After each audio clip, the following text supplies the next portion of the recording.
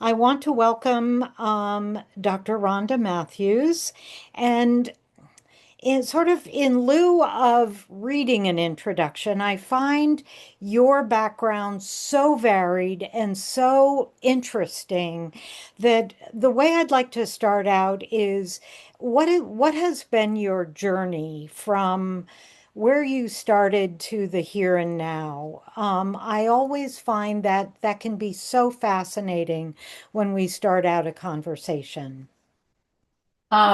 Okay. Well, I want to thank you and Brandy for inviting me to this conversation. I really appreciate the invitation, and I kind of love talking about the state of politics, policy, culture in the United States because I think that we have a lot of discussions, but I think that a lot of those discussions often go over people's heads.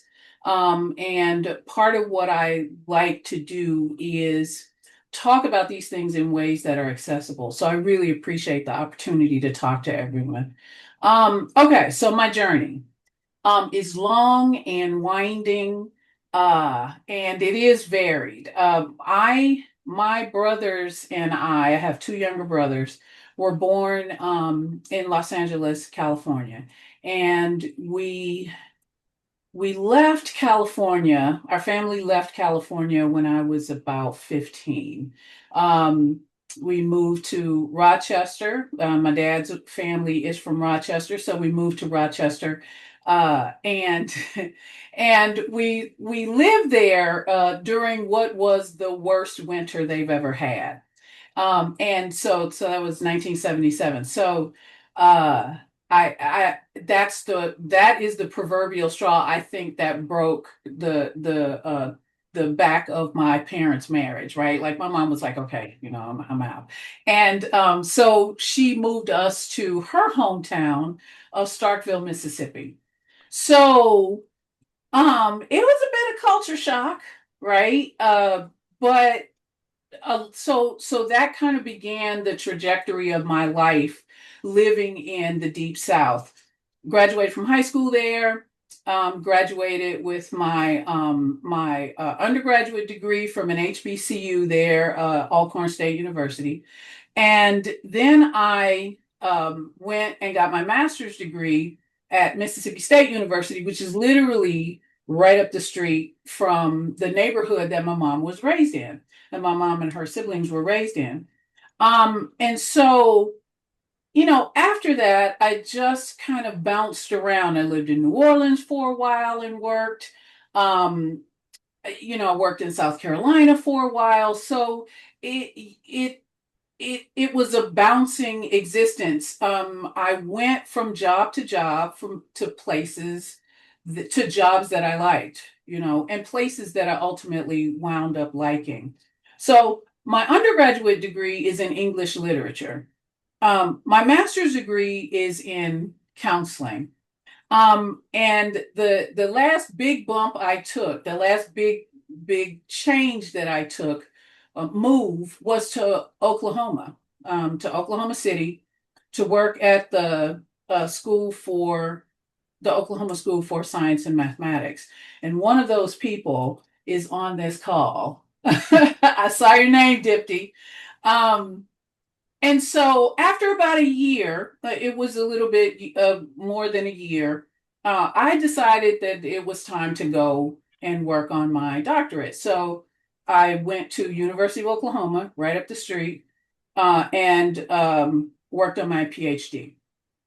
So at that point is where I met my spouse.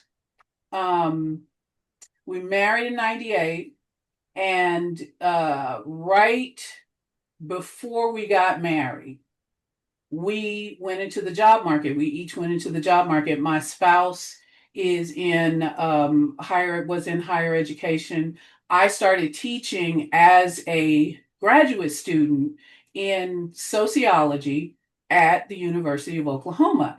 And so that began my academic career in higher education. So right before we got married, we went into the job market. We both went into the job market, and let's just see what's out there. So we applied to a few different places. Each of us did, and what wound up happening is we both got job offers. My husband got a job offer in San Francisco State University, and I got a job offer at Dartmouth. So then we had to figure out, all right, so what are we going to do? And and when I went to interview at Dartmouth, it was a plane about this big. And it felt like, for those of you who are a certain age, you'll remember this. They used to have those little really thin wood airplanes that you could put together and fly. It felt like that when we were landing. I felt like it was an airplane on a string. And so when we were making the decision, I was like, look, we can go to Hanover, New Hampshire, where the plane bounces like it's on a string when it's landing, or we can live in San Francisco, one of the best cities in the country, right? So we moved to San Francisco, and we were there for a while, and I taught at San Francisco State University while he was being an administrator.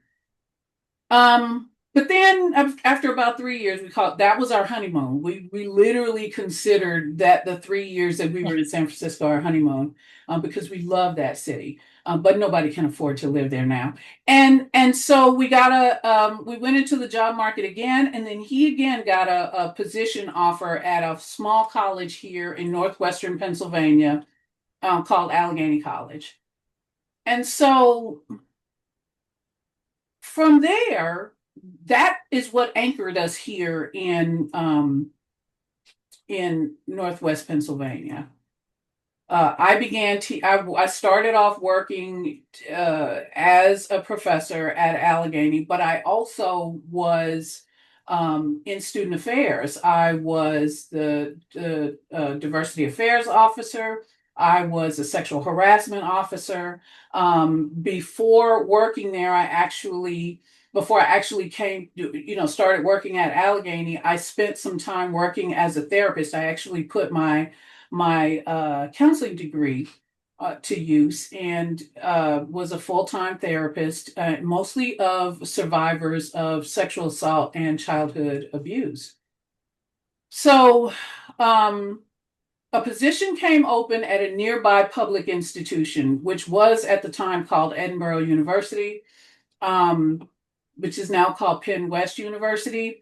And I started teaching there in the sociology department, and that's where the bulk of my teaching career was. I retired last year in 2025, and I should have put retire in quotation marks, because I'm not really retired, right?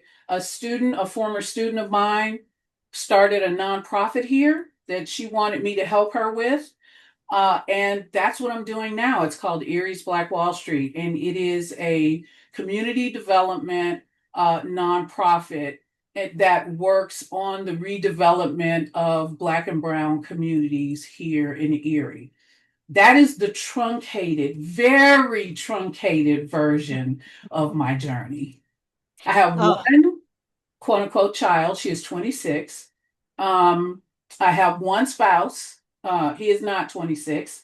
Uh, and our daughter's pup, Lilac, lives with us. So yeah. that's my kind of truncated roundabout journey. Oh, well, very, very interesting and very and varied for sure. Yeah. I I'm gonna move understand my about camera. your retirement. I have been retired for 10 years, and And I not have really never retired. I have never worked harder in my life. Yeah. So let's just like jump right into the middle of this conversation. And one of the words that we hear, but I think we don't quite, many of us don't grasp the full import of, is intersectionality. And Mm-hmm. Mm-hmm. I know that that is a big part of your work. So Mm-hmm. can you just sort of frame that out for us? Okay, let me start by talking about how it is that we normally think about what happens in the social sphere in the United States. We have this idea that people are generally speaking kind of one thing. They present themselves in one way, or they have kind of one identity, and that's the one that leads when they are thinking about things, when they're walking into a room, when they're figuring out their philosophy of life, whatever it is. And that is because one of our core values in the United States, one of our core cultural values is this idea called rugged individualism.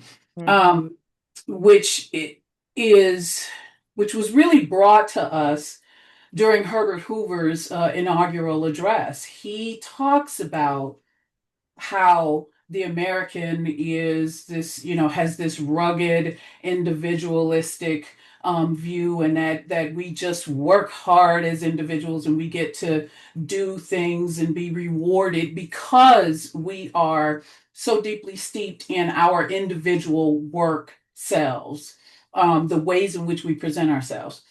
So this is one of the reasons that I think people don't really quite understand the idea of intersectionality, because when we think about the core values of the United States, we often do not think about the core values of racism and group superiority, and kind of this America First ideal, and these are actually on the list of American ideals, core values.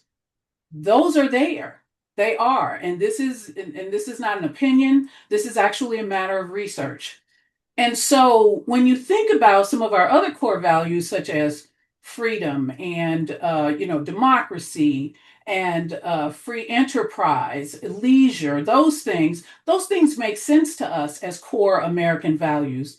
But we never stop and talk about the ones that are not very comfortable to talk about, such as racism and group superiority. But because it's a core value, it informs every part of our social lives.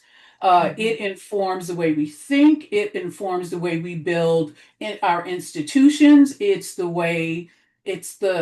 part of the way that we build policy, etc. So there's oppression built into the system. And what intersectionality does is it doesn't just account for the oppression, it includes it in our analysis. So here's the example that I always use. And I'm going to sip water pretty Yes, regularly as please. I Mm-hmm. talk. Um, so if you have a person who is a woman, right? In our systems, she has a level of oppression that is specifically aimed at her womanhood, right? And when I say women, I mean all women. Trans women are women, right? So when there is a person who identifies as a woman, that is a specific level of oppression, okay? But let's say that woman is also Black. That's two levels of oppression, right? And let's Mm-hmm. say that this woman who is Black is also lesbian, right? That's three levels of oppression. So let's say Mm-hmm. this woman who is Black, who is lesbian, also uses a wheelchair. That's another level of oppression. Let's say this woman who is Black, who is lesbian, who uses a wheelchair, also is not a citizen, right? Also lives in an impoverished state, right? These are all identities and levels of oppression that make up her existence. And when you just focus on one, you're missing all of the others that have a direct effect on her life. So, what intersectional analysis does is it accounts for the systems, plural, that a person who is living in an oppressive social system has to deal with on a day-to-day basis. So I am not just a woman. I am a Black woman. That means that people treat me differently just because I'm a woman and because I am Black, right? Now, I have some, I have some other characteristics that may hedge that a little bit. I hesitate to use the word soften, but kind of do soften a little bit, right? Like, I'm solidly upper middle class, right? That's a little bit of a barrier. Not much, but it's a little bit of a barrier, right? I have a PhD. That's a little bit of a barrier. So I am straight, right? So, and I'm married to a male person. So that's a little bit of a barrier. I reproduced, y'all, the ways that people were so excited when I was pregnant really should be studied. Well, it probably has been. I mean, people were inordinately excited. And I think part of it is because it was like, oh God, she's not lesbian. I think that was part of it. I think part of it was, okay, well, maybe she's not so different from me, right? That kind of thing. So intersectionality is just a fuller, more realistic, more pointed way to view how people are walking through their existence, in our culture, in our society. Hmm. Mm. That is very, very helpful. And I wonder if we could go back to almost where you started, which is that um, this is all woven Mhm, into every facet of mhm, our society, mhm, because mhm, I think that is also something that people have some difficulty grasping, mhm, is how all of these different factors and levels are mhm, integrated into our economic system, into mhm, our mhm, housing, mhm, banking, mhm. political. I mean, literally every system that surrounds us. All of these different factors are Yep. woven in a way that is can be invisible. Mhm, mhm, So I mhm. wonder if you could talk about that a little bit, because that Kathy, I it find that, reminds me, oh, sorry, yeah, go Kathy, it ahead, reminds Brandy. me very much of that discussion about that Pete Buttigieg said about a bridge can be racist and how, most white people think of that or hear that and think that's just ridiculous to think that an inanimate object could have those Mhm, feelings. And that I think describes very well how it's misunderstood that mhm. it's baked into everything. And so Mhm.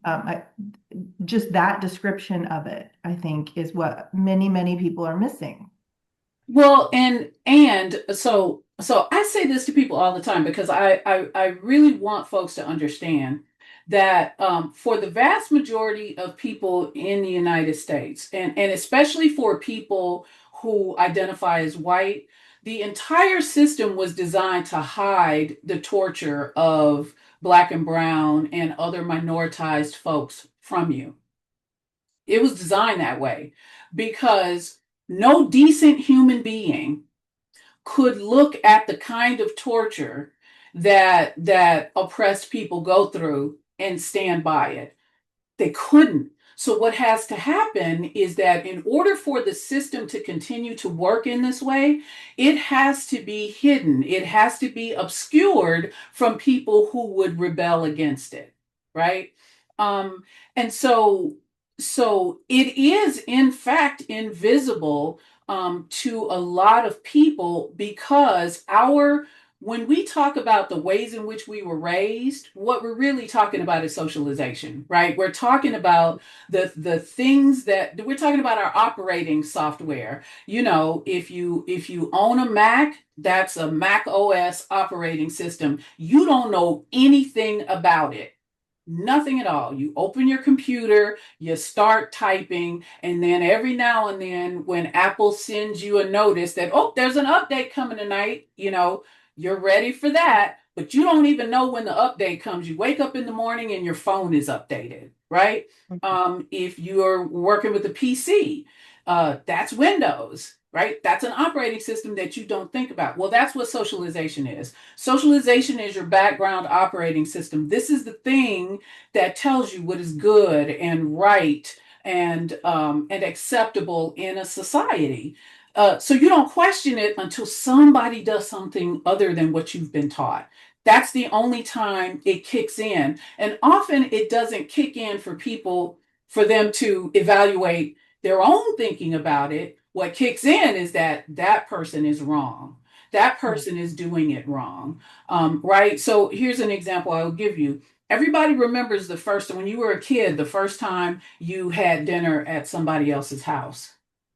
When you had dinner at somebody else's house, the first thing you thought was, this is not how you do dinner. Because we don't do dinner like that's at our house. That's socialization, right? And so it is invisible, but it is meant to be invisible. So I talk about architectural oppression all the time.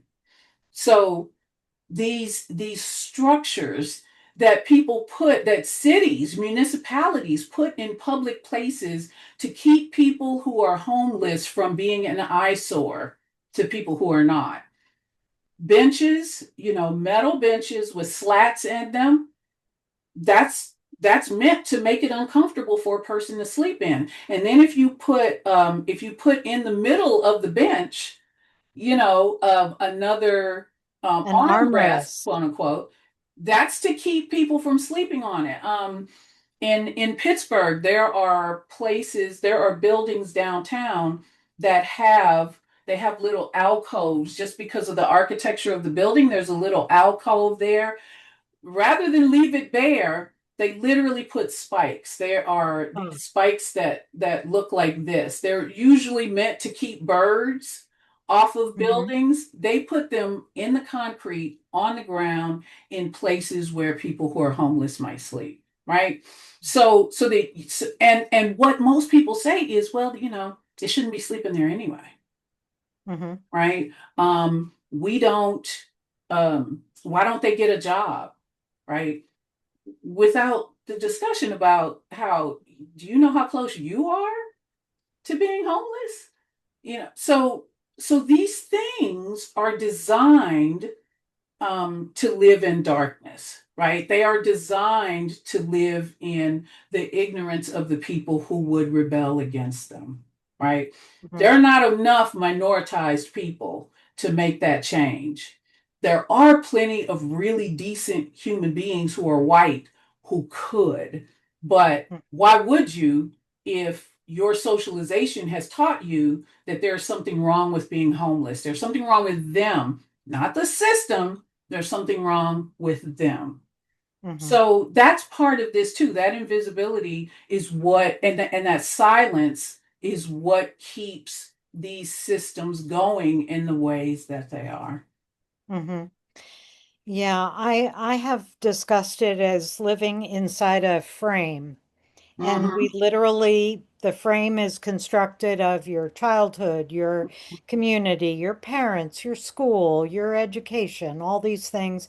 And you literally do not see outside Mm-hmm. of that frame. Mm-hmm. So Mm-hmm. thank you. That is very, very illuminating. From So, my perspective, just to add to the conversation, for those of you who mhm. don't know, I met Dr. Matthews, um, as a 15-year-old teenager at the science and math school that she talked about. And so I Mm-hmm. came from small town Oklahoma. So Mm-hmm. much of this that she's talking about, my operating system was very white girl, small town Oklahoma. Mm-hmm. So Dr. Matthews was one of those first people that sort of blew my mind open to some of these things. And I think because I knew I wanted out of small town Oklahoma so much, it didn't necessarily strike me as that's wrong what she's saying. Mm-hmm. It just really I mean, baked my noodle, to use a Mm-hmm. matrix phrase.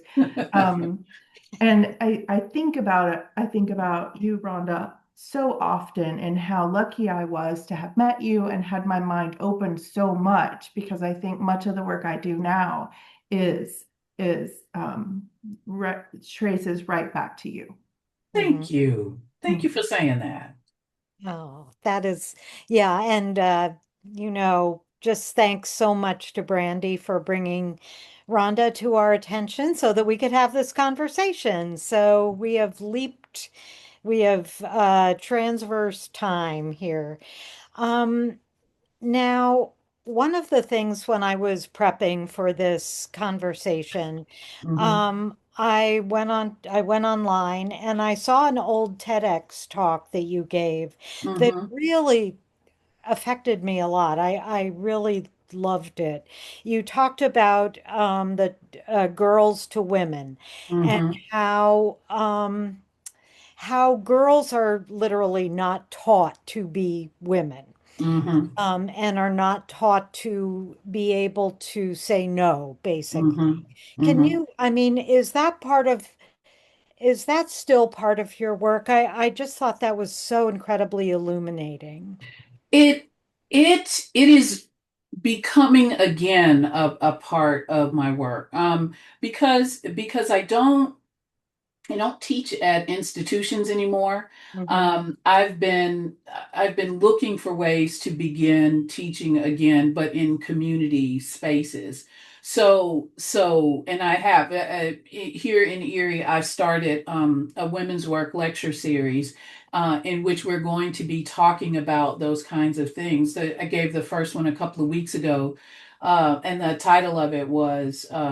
Women are second class citizens. Now, what are you going to do about it? Right. And it's funny because my daughter's actually helping me to organize it. And somebody on the Facebook page, somebody came in and, because there's always a bigot who's trolling the internet for stuff that they can, um, they can just be ignorant too, and so somebody put women are not second class citizens, and I didn't even have to put a response because somebody else dived in there and did it.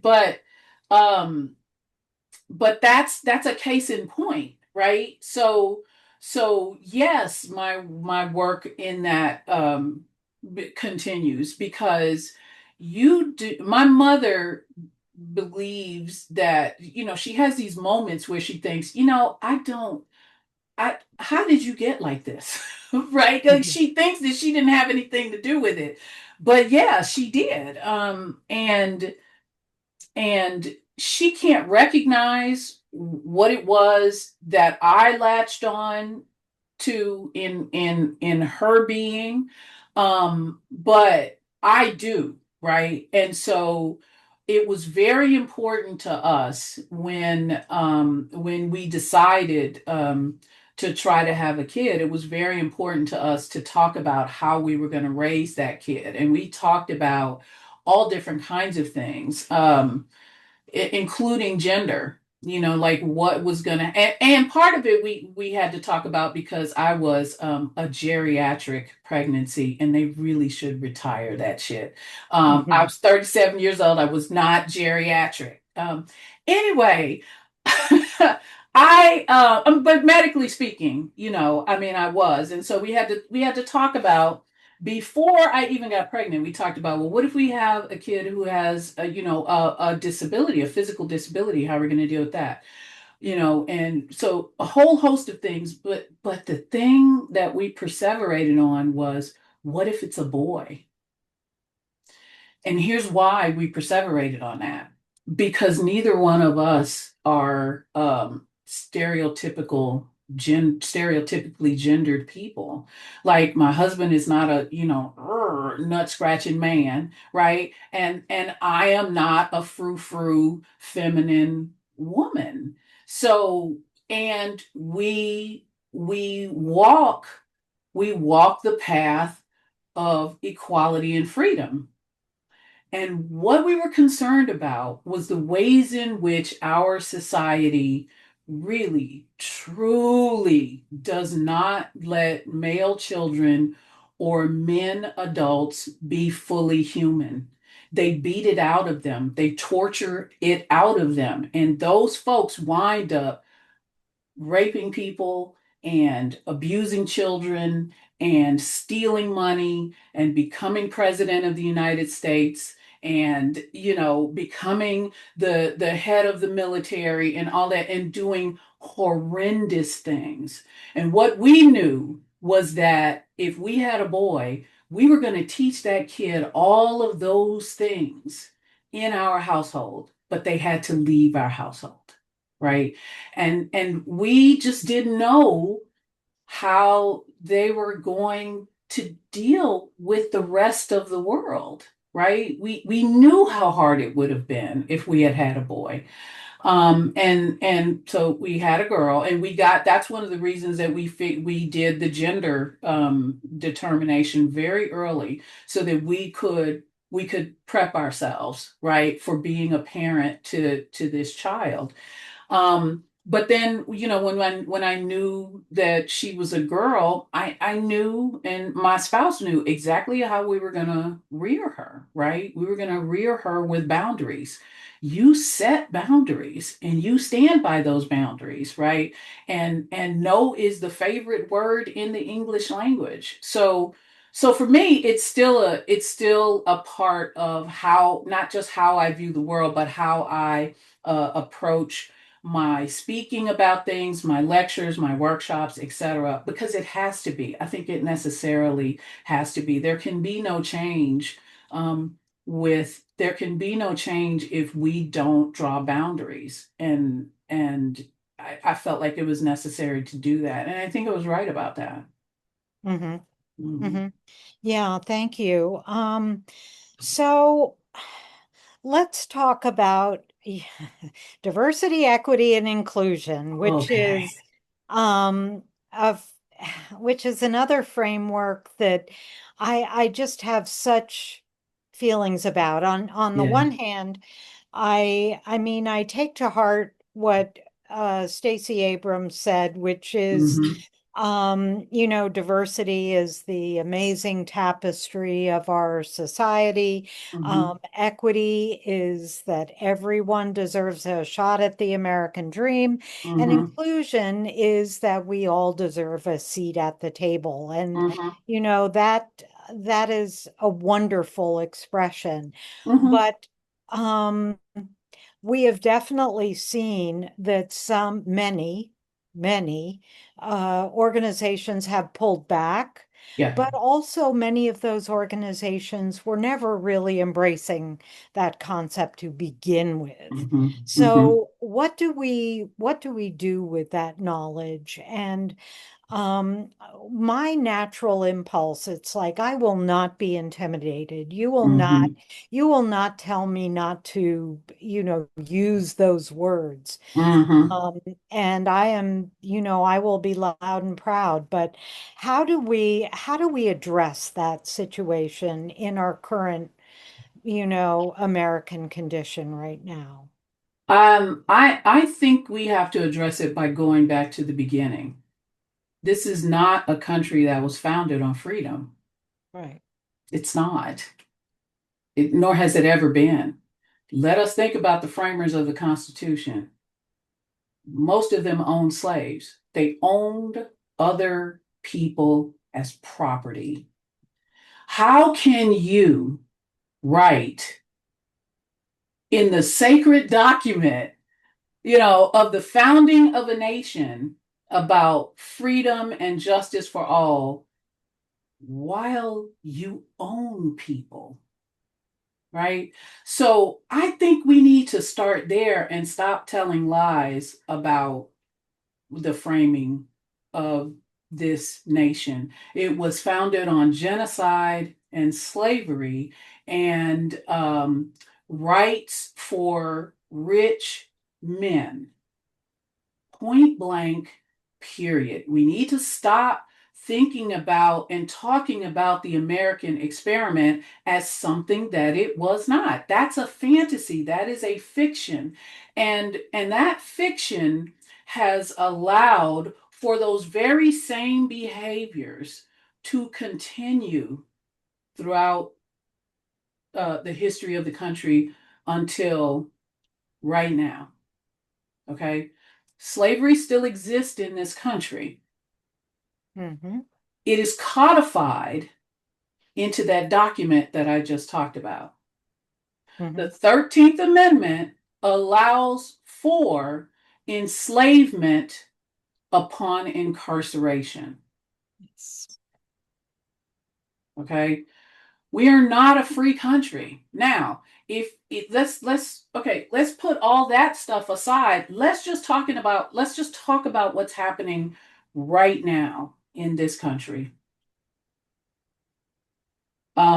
Monuments to people who are not white men who have contributed to the building of this nation are being erased, right? All forms of media, but especially books, right, with that correct history in them, are being removed from public spaces. Um, the people who are on this list of people who are supposed to be subordinate are being punished for their identities, um, straightforwardly and openly, without anybody coming to do anything about it. In the first 6 months of that man's reascension to the presidency, 319,000 women, Black women, were fired from their government jobs, right? You can't, you can't play that off as some sort of coincidence. That's a pattern, right? And that is a pattern that these patterns have persisted throughout the course of the United States. What is different about this time is that not that it's bald faced, not that it's open, because it always has been. What is different this time is that white people have suffered, right? We have watched them murder. We have watched the state murder white people just for expressing the very thing that those framing documents said that they could do, right? And so the collective response was, they can do it to us? What? Right? All of those years are, well, maybe if he had just complied with what the police said, maybe he wouldn't be dead. Maybe this, maybe that. Well, now as we've been trying to say for, the better part of 2 centuries, is that none of that matters. And when given the opportunity to treat everyone as a subordinate, right, people in power will do so. That is the only difference between 200 years ago and and I'm talking about not in a one-to-one sense, but I'm saying that these patterns have never gone away. Um, one of the reasons that Erie's Black Wall Street exists is because um, here in Erie, just like with every other major um, urban area in the United States, and we're a small city, but the Black part of town, the town where Black people mostly reside, has been systematically, systemically disinvested, targeted with disinvestment, right? So that is a form of the kinds of discriminatory thinking that inhabit our culture, our systems, our institutions in the United States. So these things are not new. And so I think we have to start at the beginning and then rewind. One of the things that also is really important, that a lot of folks don't know, like a lot of people don't know what we are calling Black history. It's not Black history. It's American history. It's US Hmm. history. It's just that it's not been in textbooks. I went to an HBCU, right? And before I went to an HBCU, I had a mother who always had books in the house, right? So we had encyclopedias in our house. We had books. Like I had a book. I found it in a thrift store a few years ago and bought it so it could be on my library shelves. There was a book in our house called Great um, the Book of Great Negroes or something like that. But what it was basically, it was a one volume, basically a compendium that gives you, talks like Dr. Daniel Hale Drew, and it talks about Benjamin Banneker. And so I grew up just picking, there's a book on the bookshelf. My mother always encouraged us to read. Pick up the book and read something about, a person in history who did something important, who looked like me. So for me, this was never a mystery because my mother made sure that we were exposed to this knowledge. But then I went to an HBCU, and everything I learned included me and people who looked like me. Um, but the vast majority of people in this country don't get that. You Hmm. don't get it because the point is to keep you from knowing so that you can help maintain the disease that inhabits our system, right? Because if you don't know, then how can you fight against it? How can you fight to change it? Hmm. Did I answer One of your question? I rambled a lot. um Not entirely, but Okay. we'll come back to it. Okay. Um, yeah, I remember sort of speaking of, again, this is sort of the invisibility of the problem that we're talking about. Mhm. Years ago, do you remember when the Academy Awards happened and they Mhm. called it Oscars So White? Oh You yeah, know, yeah, yeah. Mhm. well, I remember reading some discussion after that about, I mean, the fact was that virtually everybody who won an Oscar was white, Mhm. even though many black people had been nominated. Or I don't Mhm. know, maybe they weren't Mhm. nominated, but they had Mhm. certainly played a lot of important roles. And Yeah. so there was this discussion. Well, and I remember reading that people in the film industry said, well, I just don't think there were that many roles for Black people. And Oh, wow. it Okay. blew my mind Yeah, yeah, yeah. because it's like, oh, a Black person can't play a dad, uh, and a businessman. Yeah. It's like you think Black people are only going to be playing pimps and gangsters. Yeah, yeah, yeah. And And the answer is yes. so, I mean, that still, it is like stuck in my mind Yeah. as, this sort of blindness. But every day I feel that I am still blind, because I Yeah, am. and I understand that. But for me, um, like I always feel like I don't know enough. I Hmm. always feel like that. And that's just the lifelong learner in me. I'm like, give me more. I want to learn as much as I can. So I will always feel like I never know enough. But also I am directed. Like I know where to look for a Hmm. lot of things. Like if I don't know about I don't know. If I don't know about Iranian political scientists, right? I know where to look to go find out Hmm. about Iranian political scientists. But I have to first know that in political science majors, nobody learns anything other than friggin' Socrates and Aristotle and Hmm. a lot of those early philosophers and political folks, uh, who upon whose writing, we've kind of set canon. Um, but I think that in the case of the information that's being withheld from large swaths of people in the United States, um, that is a product of white supremacist ideology. So understand this when I say that. I'm not talking about people. I'm talking about a system. Like we have an entire system that upon which or on which the ideas sit they sit on top of white supremacist ideology. And white Hmm. supremacist ideology is not about, hate just about hating people of a particular race.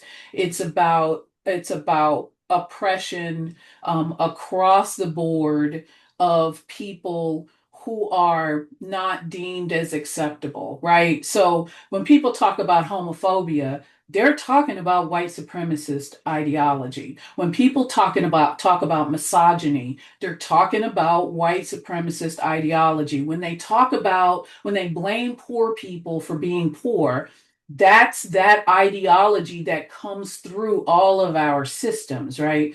And people get hung up on it because they're like, oh, you're saying I'm a white person and I'm a white supremacist. No, I'm saying we're all subject to this form of thinking, right? Because it benefits a very small number of people in our population. hmm So to jump back to diversity, equity, and inclusion, I Oh, think, that's what I was supposed to be talking about. Okay. yeah.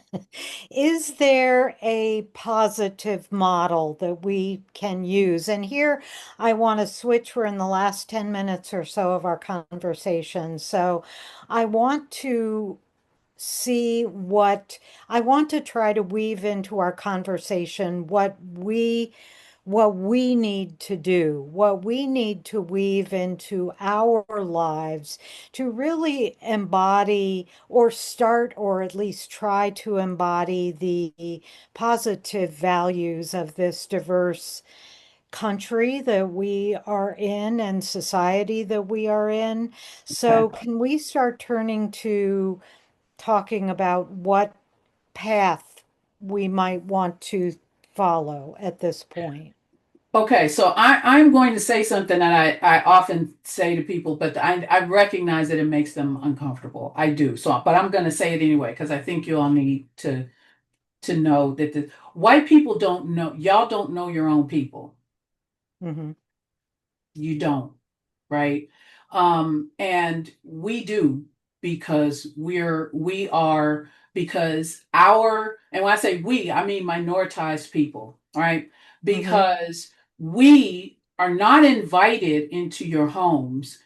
We are hired to be in your homes, right? We work in and around you. We watch how you are. We watch we listen to what you say. We watch your behaviors when you are relaxed and being real. We know what we're up against, right? Because we see it every day. But because of this invisibility that you talked about, hmm this invisibility also does not allow you to see these behaviors in your own people, especially people that you love. Every one of you has a racist uncle or aunt who comes to the big. And don't get me wrong, I got a racist uncle too. But my racist uncle can't do real harm to anybody, right? He's just letting that shit eat him up inside. But he doesn't have any power to do anything through systems. But when your Uncle Jack comes to Thanksgiving dinner and spews his racist stuff, his homophobic stuff, y'all let him do it. You don't chastise him for it. You might say, "Oh, Uncle Jack," or you might say to your kids, "Oh, that's just the way he is," right? But you let him come to dinner, hmm right? Because you think he's harmless, right? You think the racist grandmother is harmless. I have watched the racist grandmother pinch the shit out of a kid in a supermarket, a little black kid in a supermarket, just because she thought nobody else was looking. She pinched that kid's skin, and I ran. She saw me running towards her, and she stopped, right? Because I was about to fight, right? Right? What are you doing? You don't even know this kid. Furthermore, he was doing nothing to you. hmm That woman gets to keep coming to your house. That woman keeps to get being around your kid. And that woman will run for Congress, is in Congress, Susan Collins, hmm right? And will do the equivalent, is doing the equivalent of that to everybody else. So here's what I know. My kid is queer. And when we knew that, I talked to my mom about it. Marsha Blackburn too. Yep. Um, um, I told my mom about it, well, and I told my brothers. But what I was ready for was anybody to say something to me about it. Anybody in my family, they would have been cut off immediately. I would not have tolerated it. Not in my home, not in your home. I wouldn't have done it, right? Because I know what bigotry does. And I'll be damned if you're gonna aim your bigotry at my kid, right? But many white people don't do that. And it's not as simple as what I'm saying, right? Like you can say, Uncle Jack, you can never come back to my house. But then I know what that means, right? It means that there are other pressures that are brought to bear on you because other people in your family don't understand. They think that that's an extreme behavior, right? But that's the only kind of behavior that is going to change this. It's the only kind. And so when I think about diversity and equity inclusion, I first think about the fact that none of that is true for this country. We want it to be true. We do. Mhm. It's our ideal about our culture. That's where a lot of us really want for us to be. That stuff is in the framing documents. Let's reach it, right? Lofty goals. But in practice, um, Black men are still incarcerated at higher rates than anybody else in the world. We have more incarceration in this country than they do in China. China has 3 times our population, right? That's not a coincidence. That's a pattern. Um, the 300,000 Black women who lost their jobs, right? The pay gaps of um, minoritized people that are kind of written into the code. All of those kinds of things are the things that we need to be paying attention to if we actually want to achieve diversity and equity and inclusion. But but I'm gonna make y'all mad because I'm gonna talk about Bernie Sanders. Um, there's such coded language that people just won't catch. So, for instance, Bernie Sanders pissed me the fuck off when he was always hollering about you can't do identity politics. Identity politics is, that's what's killing the Democratic Party, blah, blah, blah, blah, blah. And then in the next sentence would be, what we need to do is focus on the white working class. That's not identity politics. You just named off 2 identities. And we let it pass, right? So, so we have to be more incisive, more critical, and more demanding of this ideal culture from which that we all want to live in. We cannot let even the people that we think of as good people, even our heroes, we can't let them continue to speak the language of invisibility. That is the only way for us to get to this true democratic ideal that many of us really truly want. Mhm. Mhm. I am very happy you went there, and I did not want you to make us comfortable. So, thank you. Thank you Mhm. very much for saying all that.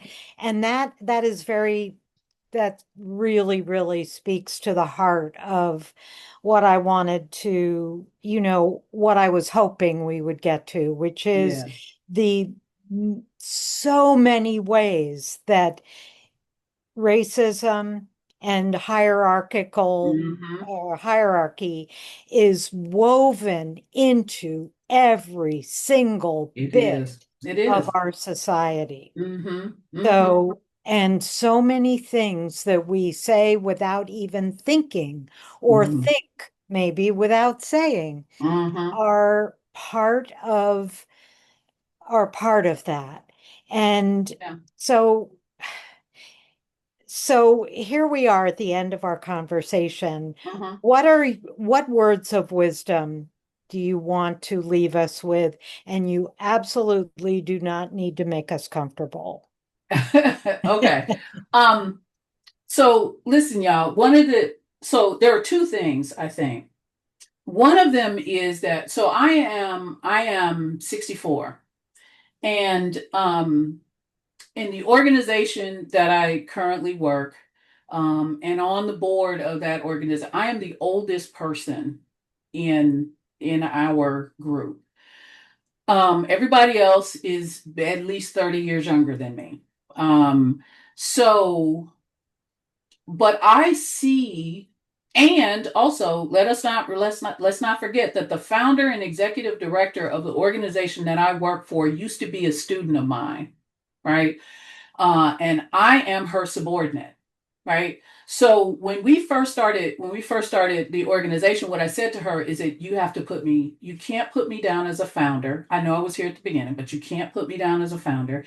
And you have to not send me to meetings alone. You have to, we can't split up the work. We can go together, but because if you do, people are going to automatically think that it was me, right? Mhm. I'm the executive director, I'm the founder, I'm the driving force, and I did not want that to happen. So 6 years on, it's worked, right? But my role is to pass on knowledge. My role is to help guide, right? My role is not to gatekeep. My role is to make sure that I dump this information off on people before I die. None of us are getting out of this shit alive. None of us are. So we need to be passing on information, and in some instances, we need to be stepping back. For people who are younger than us and ready to carry the torch. This is a relay race, right? So for me, that's an important thing that I, as an older person, um, need to be aware of my privilege as an older person, but also that I do have knowledge that I can pass on. But also, um, now, because Kyra says this all the time, I'm the oldest person in the organization, but I'm the most tech savvy, right? Because again, I'm always learning and I'm a geek. I like learning that stuff, right? So, so I learn from younger people as well. It's one of the reasons I like teaching so much because I got to learn too. So I think that that is important. We need to be about the business of passing the torch. Um, and then the other thing that I think is extraordinarily important for us to do is to get young, smart women, queer folks, gender non-conforming, and the occasional man who gets it, straight man who gets it, to run for office. Now, Mhm. I am not convinced I know that that's not the only way. We need people who are in the system. We need people who are outside agitating the system. We need people right down the middle and other places along the spectrum. But young women need to run for office. And I do not mean to be condescending or I don't want to sound bigoted, but women are socialized into problem solving at every level of our development. Boys and men are not. They have to be taught that. But we can't wait around another 50 years for this shit to keep going the way that it's going.